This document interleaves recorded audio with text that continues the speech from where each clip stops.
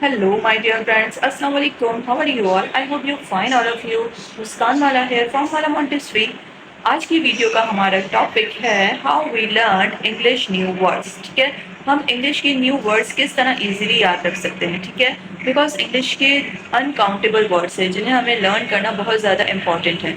For example, अगर आपने पूरी की पूरी इंग्लिश सीख ली, ठीक है, सारा ग्रामर सीख लिया, ग्रामर में जो जो इम्पोर्टेंट है वो सब आपने सीख लिया, बट आपको न्यू वर्ड्स का इतना नहीं पता. ठीक है, आपने न्यू वर्ड्स इतने फोकस करके नहीं सीखे. ठीक है, आपने न्यू वर्ड्स पे इतना फोकस नहीं किया. अब जैसे मैं आपको सेंटेंस देती हूँ, मुझे कोई सेंटेंस दिया है, मुझे भूख लग रही है. ठीक है, अब आपने पूरी ग्रामर सीखी हुई है जिसकी वजह से आपको ये पता है कि मुझे भूख लग रही है, एक प्रेजेंट टेंस है. ठीक है, प्रेजेंट कंटिन्यूअस है, एक्सेट्रा. लेकिन आपको यही नहीं पता कि भूख को इंग्लिश में क्या कहना है. ठीक है, भूख को इंग्लिश में क्या कहना है. तो क्या फ़ायदा हुआ आपके इतनी ग्रामर सीखने का, इतनी हार्ड वर्किंग करने का. ठीक है, तो इंग्लिश के जो न्यू वर्ड्स है वो सीखना हमें बहुत ज़्यादा इंपॉर्टेंट है. इसका बहुत ज़्यादा इंपॉर्टेंट रोल है इंग्लिश स्पीकिंग में. ठीक है, तो अब हम क्या करें. आज जब हम न्यू वर्ड्स सीखते हैं तो हमने आज for example 10 new words learn किए. ठीक है, कल हमने 10 न्यू वर्ड्स लर्न किए. इस तरह जब हम न्यू 10 वर्ड्स लर्न करते हैं हम प्रीवियस 10 वर्ड्स भूल जाते हैं. ऐसा ही होता है ना आपके साथ, मेरे साथ भी ऐसा ही होता था.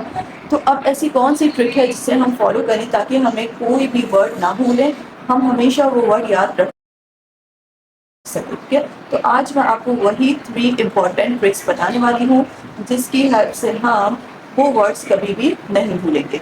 Okay, so are you ready? Let's begin. तो नंबर 1 ट्रिक है आपकी, imagine pictures of this word.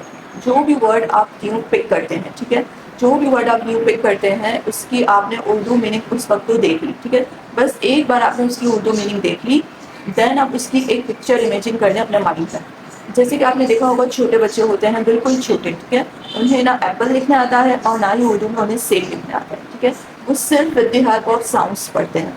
लेकिन फिर भी हम उन्हें वोकैब सिखाते हैं. कैसे सिखाते हैं? With the help of pictures. हम उन्हें सिखाते हैं ए एप्पल. ठीक है, ए एप्पल.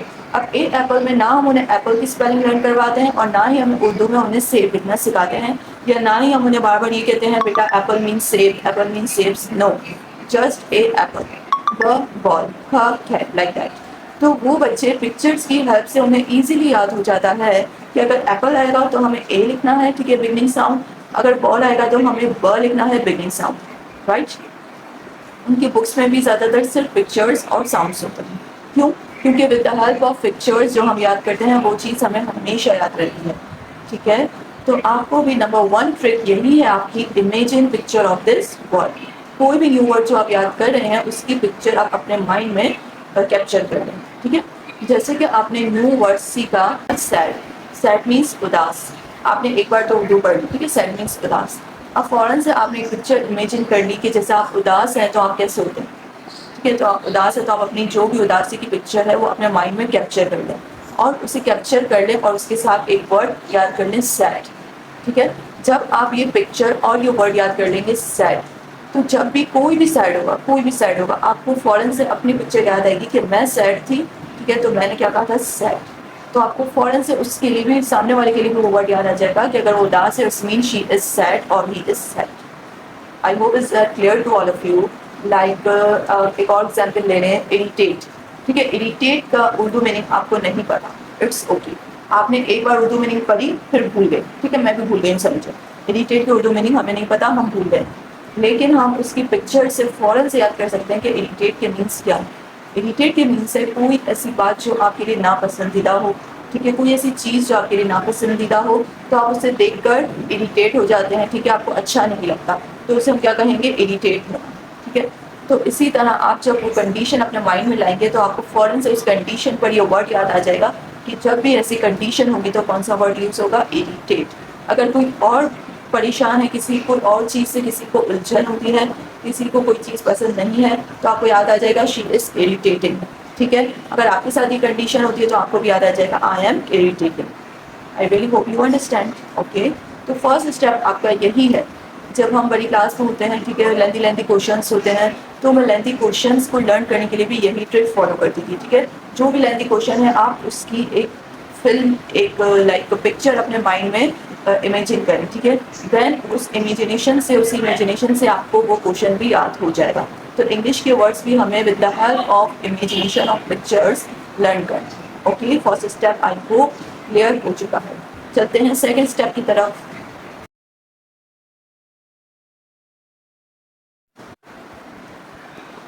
ओके किड्स, तो सेकंड स्टेप है आपका make sentence of this word. ठीक है, जो भी आपने न्यू वर्ड पिक किया है फॉर लर्निंग, तो आप उसी वर्ड के 3 सेंटेंस बना लें। ठीक है, जब आप उसी वर्ड के at a time 3 sentence make करेंगे, वो वर्ड आप नहीं भूलेंगे। ठीक है, सेंटेंस बिल्कुल सिंपल बनाने हैं। ठीक है, इंपॉर्टेंट नहीं है कि आप बहुत ज़्यादा डिफिकल्ट सेंटेंस बनाएं, नो, सिंपल सेंटेंस बनाना है। ठीक है, और उसी की हेल्प से आपको वो वर्ड हमेशा के लिए याद हो जाएगा। ठीक है, फॉर एग्जाम्पल आपने एक न्यू वर्ड याद किया, रिमेंबर। रिमेंबर मीन्स याद रखना। ठीक है, तो आपने एक पिक्चर इमेजिन कर ली या कोई भी आपने कंडीशन इमेजिन कर ली और उससे आपने नाम दे दिया रिमेंबर। ठीक है, जब आपने एक पिक्चर इमेजिन कर ली, कोई कंडीशन इमेजिन कर ली और उससे आपने नाम दे दिया रिमेंबर यानी याद रखना, तो फिर उसी वक्त आप उसके 3 सेंटेंस बना लें। ठीक है, तो with the help of sentence you will never forget this word. जैसे आई रिमेंबर यू, तो मुझे याद हो। ओ yeah I remember this word, मुझे वो वर्ड याद है। ठीक है, no I can't remember, no I can't remember it, नहीं मुझे वो याद नहीं है। ठीक है, इस तरह से कोई भी आप इजीली 3 सेंटेंस बना सकते हैं। Like I remember my old days. ठीक है, I remember my old days. Oh yeah I remember you, no I can't remember it. Okay, या फिर आपने कोई सेकंड वर्ड लिया है फॉरगेट। ठीक है, फॉरगेट मीन्स भूल जाना, तो फिर आपने उसी की पिक्चर इमेजिन की। ठीक है, देन आपने इसी के 3 सेंटेंस मेक कर दिए। ठीक है, आई फॉरगेट माई पेन, अपनी पेन भूल गई। How you forget me, how you forget me, तुम मुझे कैसे भूली। ओ yeah I forget it, O please forget it, उसे भूल जाओ। ओ प्लीज़ फॉरगेट इट, उसे भूल जाओ। ठीक है, इस तरह से आपको कोई भी 3 सेंटेंस सिंपल सेंटेंस बना देने हैं, तो आप फिर उसे नहीं भूलेंगे। ठीक है, एंड नंबर 3 ट्रिक है, वो भी बहुत ज़्यादा ईजी है और वो है रिविजन। ठीक है, रिविजन करना बहुत ज़्यादा इंपॉर्टेंट है। लाइक आपने आज 5 वर्ड्स लर्न किए। ठीक है, न्यू। ठीक है, उसके आपने पिक्चर इमेजिन की, उसके आपने सेंटेंस बनाए और उसे अच्छे तरीके से लर्न कर लिया। ठीक है, नेक्स्ट डे आपने न्यू 5 वर्ड्स पिक किए।